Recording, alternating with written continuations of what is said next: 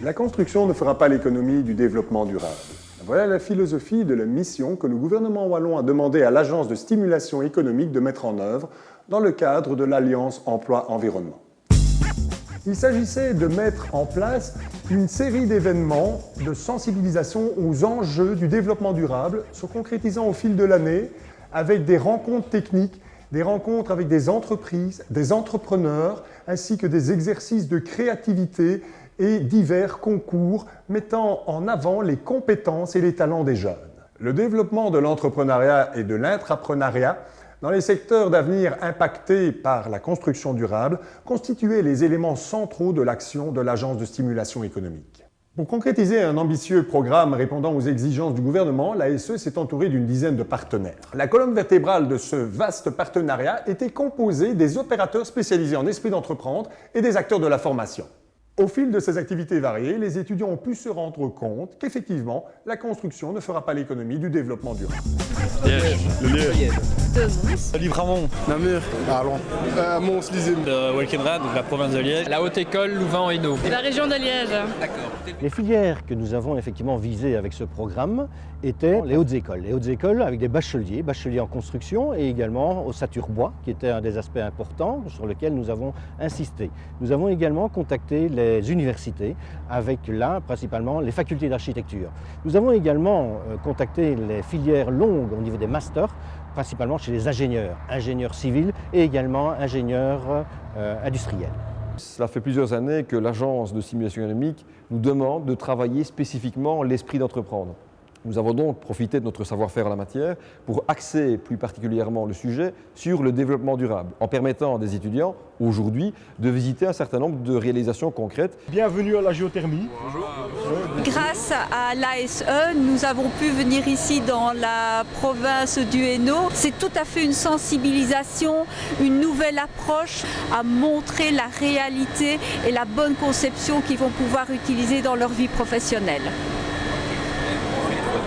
Pour les étudiants, je pense qu'ils verront peut-être au moins concrètement, plutôt que voir ça dans un livre ou sur une photo, c'est l'occasion de poser des questions et de voir en vrai.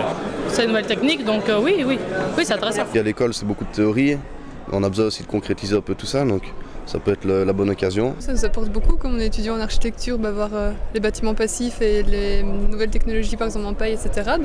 C'est important pour. Je pense qu'on en aura besoin plus tard pour travailler avec ces technologies-là. Le programme conçu par l'ASE mêlait des activités selon les 3 thématiques fondamentales dans cette mission. Les attitudes entrepreneuriales, la créativité, source d'idées, et enfin les compétences techniques en construction durable. Économie verte, développement durable, les centres de compétences du Forum et les clusters ont collaboré avec l'Agence de stimulation économique. Ils ont pris en charge la proposition de diverses activités de sensibilisation et de formation sous l'angle des techniques en construction durable. Les enjeux du développement durable sont évidemment des enjeux qui touchent tous les secteurs.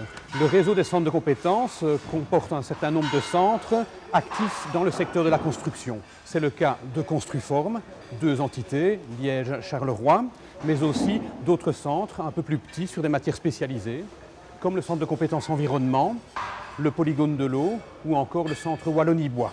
Et grâce à la collaboration avec l'ASE, les centres de compétences ont pu ouvrir leur offre de formation vers l'enseignement supérieur. Sur l'ensemble de la collaboration, nous espérons avoir touché 500 personnes au travers de la collaboration avec l'Agence de stimulation économique. Les 2 clusters actifs dans le secteur, Cap 2020 et Éco-construction, ont pris un rôle majeur dans le programme. Le cluster Éco-construction participe au projet mené par l'ASE parce qu'il s'adresse à des futurs professionnels. L'éco-construction étant un domaine, je dirais, plus nouveau, plus technique, auquel certains professeurs n'ont pas pu goûter, pour pouvoir découvrir l'ensemble de la gamme des éco-produits, par exemple, des éco-matériaux, mais également des techniques nouvelles, des techniques innovantes qui sont promoteurs d'avenir et promoteurs également pour l'environnement de demain. Qui est Cap 2020 ? C'est le réseau wallon des entreprises de la construction durable. C'est une plateforme de développement économique qui regroupe les architectes, les entrepreneurs en construction et les producteurs de matériaux. il était naturel que nous prenions une part active à l'esprit d'entreprendre dans le secteur de la construction durable. L'action que nous avons menée a été de créer un échange entre les étudiants des facultés d'architecture et d'ingénieurs en construction et des entreprises. Il a permis de mettre en contact près de 450 étudiants avec un panel relativement large d'entreprises. C'est vrai que maintenant la collaboration avec l'ASE, c'est vraiment très important pour nous qui vont devenir pour la plupart indépendants. La rencontre de ces trois partenaires, aussi bien au niveau des études, de l'entrepreneuriat et du milieu de la construction, c'est vraiment une nouveauté, c'est vraiment très enrichissant.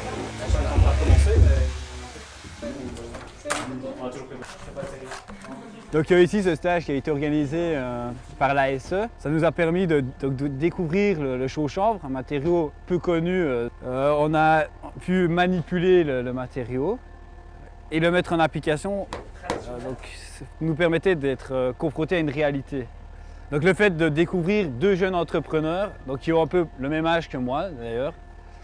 Donc là, c'était intéressant justement pour nous qui voulons entreprendre soit une entreprise, soit créer un bureau d'études, de se dire bah oui c'est possible. Et on peut déjà maçonner ceux-là et là-dedans. Là. Pour le cluster CAP 2020, le souhait est de s'inscrire dans une certaine continuité d'échange entre le monde étudiant et le monde des entreprises pour réfléchir ensemble à des problématiques d'innovation dans le secteur de la construction durable.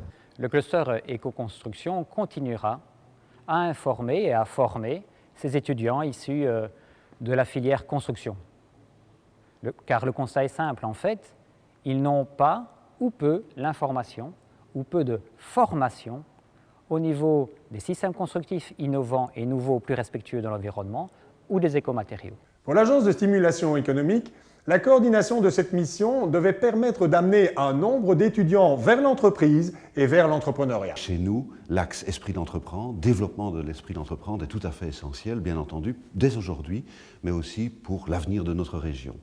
Dans ce cadre-là, l'action qui a eu lieu dans le cadre du développement durable et spécifiquement du plan Alliance Emploi-Environnement a été vraiment un grand succès dont on peut être extrêmement satisfait. Cette année, nous avons eu un focus orienté vers les hautes écoles et les facultés universitaires avec les architectes pour susciter chez ces jeunes l'envie d'entreprendre dans leur métier futur qui est orienté principalement vers des aspects techniques et surtout inciter chez eux l'aspect développement durable dans leur futur métier. L'ASBL, les jeunes entreprises, a pour vocation de stimuler l'esprit d'entreprendre et dans le cadre d'un appel à projet qui nous a été transmis par l'ASE, appel à projet qui portait sur l'entrepreneuriat et le développement durable, nous avons déposé un projet dans le cadre d'une idée que nous avions qui s'appelle l'Innovation Camp, qui vient d'ailleurs l'idée de notre réseau européen. Et on voulait associer cette idée à cette notion justement de développement durable parce qu'on souhaite, dans le cadre de nos activités, être beaucoup plus présent sur les métiers techniques, de l'enseignement technique et professionnel, des catégories de l'enseignement supérieur telles que les ingénieurs, les informaticiens. Les opérateurs de l'esprit d'entreprendre vers les étudiants ont proposé diverses activités intégrant le développement durable à leurs projets les plus mobilisateurs tels que Esprit Etula du CEI La Maison de l'Entreprise, les Young Enterprise Project de l'ASBL Les Jeunes Entreprises ou encore la Start Academy de Cascade Solvay Entrepreneur. Groupe One a désiré collaborer avec l'ASE dans le programme Esprit d'entreprendre et développement durable parce que c'est le corps de métier de Groupe One de stimuler l'entrepreneuriat durable. Et les 350 étudiants en construction qu'on a rencontrés nous ont vraiment convaincus qu'il fallait continuer à travailler leur créativité pour qu'ils trouvent des solutions innovantes pour construire le monde de demain. Comme le rappelle Groupe One, la créativité constitue un des principes fondamentaux de cette mission. Nous avons investi cette thématique, notamment avec Héraclès. Le centre Héraclès est actif sur des actions Esprit d'entreprendre qui sont soutenues par l'ASE depuis 2007. Et nous avons choisi de développer l'esprit d'entreprendre via la créativité. Pourquoi? Parce que le centre Héraclès est en fait un centre d'entreprise et d'innovation. Autrement dit, notre métier de base est d'aider à la création d'activités innovantes. Et qui dit innovation dit créativité, qui est la base de toute innovation. Le défi était de trouver des solutions originales et efficace par rapport à une problématique qu'une entreprise leur avait posée. Alors on leur a proposé plusieurs techniques, des techniques aléatoires, par des mots, par des images, par des sons, et faire des connexions entre cet inspirant qui n'avait rien à voir, cette image, ce mot, et la problématique pour trouver des idées originales. C'est très professionnalisant, c'est vraiment des techniques qu'on n'avait jamais vues et ça aide, ça pourra toujours servir. Nous sommes convaincus de l'intérêt qu'il y a à faire de la créativité et de l'innovation dans une démarche de développement durable, que ce soit pour les entreprises ou dans n'importe quel autre projet. Je trouvais que c'était vraiment une belle initiative. Je suis impressionné de voir ce que chaque groupe a pu réaliser, créer, innover dans les systèmes en ayant un aperçu très très vague de la problématique au départ. Ils ont très bien cerné le problème. On avait vraiment l'impression d'être dans un cadre comme si on travaillait en fait. Ce qui est très intéressant, c'est d'être en contact avec des jeunes qui seront demain les acteurs dans la société, qui devront par rapport à nos solutions faire des choix, qui devront voir comment aller vers plus de construction durable. Ils peuvent aussi comprendre plus comment ça peut se passer dans une société, quelles sont les problématiques auxquelles on est confronté. Et ils cherchaient des solutions avec l'appui de coachs qui font un très bon travail pour les aider à être créatifs, etc. Et ils se rendent compte, je pense, ce qu'ils ont pu dire, que la créativité est très importante et dans les sociétés plus tard aussi, qu'ils entreprennent tout seuls ou à l'intérieur d'une société. Cette initiative de l'ASE est fort intéressante pour justement sensibiliser les jeunes qui seront amenés à soit prescrire, soit construire dans l'optique du développement durable. De la théorie à la pratique, des étudiants sont passés de l'autre côté du miroir, tel ISOHEMP, une success story en devenir.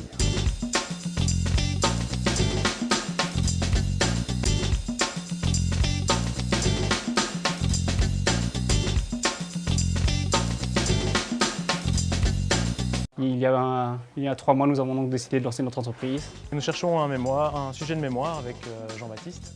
Et voilà, on tombe sur le béton de chanvre, ce matériau, et on se dit il y a une réelle opportunité, on peut en faire un produit commercialisable. Nous avions vraiment envie de nous lancer, donc nous avons donc demandé à l'ASE une bourse de préactivité. Ça nous a vraiment permis d'acheter nos premières fournitures et nos premiers outillages. Voici le bloc commercialisé par ISOHEMP. Il s'agit donc d'un bloc maçonnable destiné à l'isolation thermique et acoustique des bâtiments, aussi bien pour la rénovation que pour la construction. Un produit qui est sain, naturel et extrêmement isolant. Donc c'est un produit 4 en 1.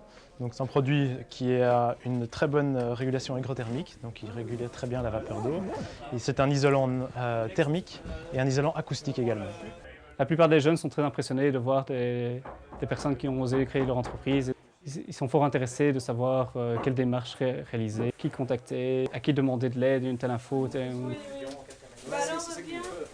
Durant toutes mes humanités, je n'ai pas eu une seule incitation à entreprendre. Jusqu'en master, il n'y avait pas vraiment de cours axés là-dessus. Et donc c'est en troisième en baccalauréat que j'ai découvert le master CPME. Et ça m'a permis donc d'apprendre quelques points importants de l'entrepreneuriat et surtout de faire beaucoup de contacts. Et je pense que c'est ça le point clé de cette formation CPME, c'est de rencontrer des gens qui viennent de formations différentes, qui ont des manières de penser différentes. Et c'est réellement un point très important pour entreprendre. Notre pari était de réussir l'alchimie, créativité, construction durable, entrepreneuriat. Donc la Fondation pour les générations futures a comme objectif de veiller à ce que le monde de demain soit plus durable et elle a trouvé sur son chemin l'ASE qui a pu marier sa vision entreprendre pour un monde durable à celle de la Fondation.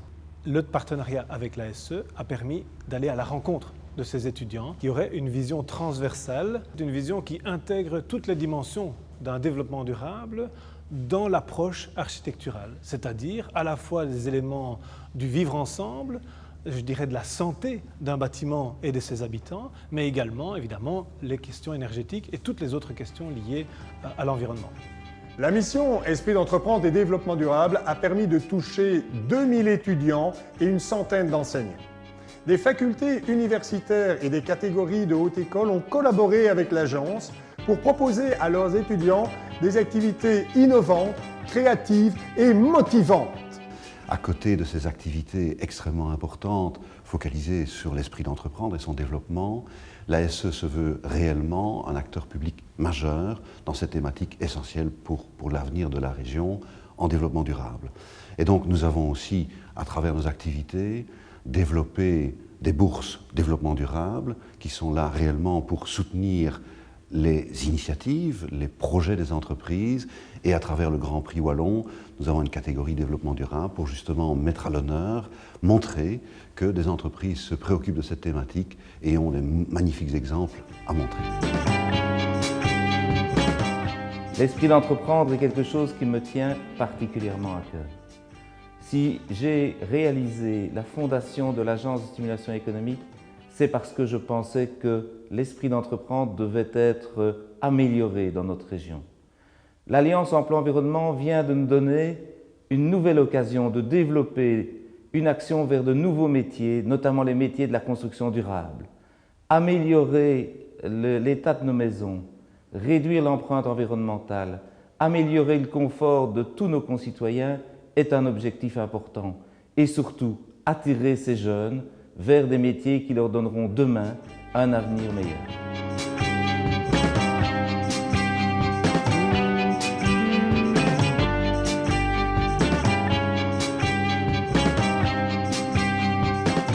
Espérons retrouver à l'avenir ces jeunes comme vrais entrepreneurs ou créateurs d'entreprises.